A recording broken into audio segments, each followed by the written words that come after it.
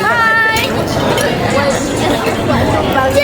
Oh, makan pakai tangan. Ini baru Baik, jangan ada something tak? Saya pun ada lah. ada juga.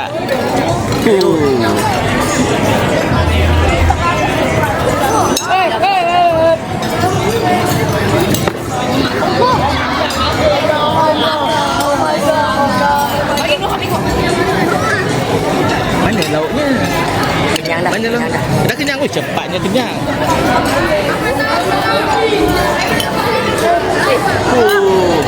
Tengok dia punya apa? Macam mana kita nak bengkokkan dia sikit? Kita bengkokkan sikit macam ni. Jadi ini kita turunkan supaya kita boleh nampak tu dia punya Like a pig. Louis Vuitton. ni makan apa ni? Like a pig ni. Like a pig ni.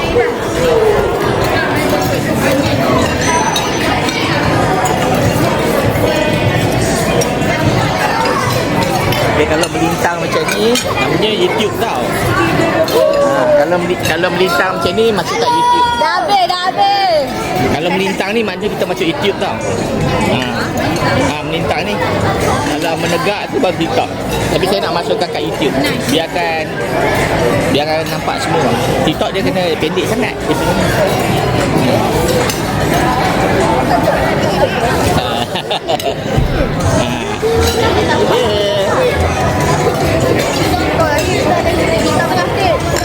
Dia Oh, ada aiskrim ke? Oh, ada aiskrim. Tengok ni. Dia punya kereta dia letakkan kat sini. Kereta.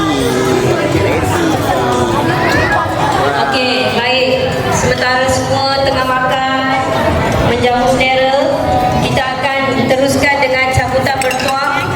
Hadiah yang ke-50 hingga ke-40.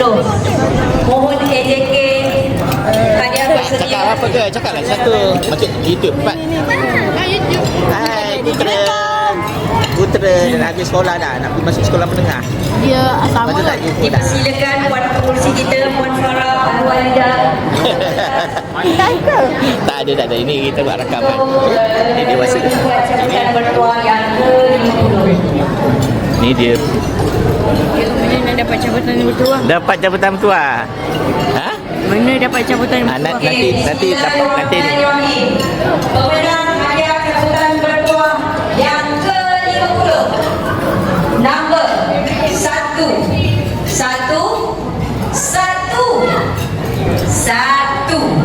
4 kali 1. Siapa pemilik nombor 1111? Kak Farah ke? Yeay, pemenang kita yang pertama. AJK PIPD. Puan Farida,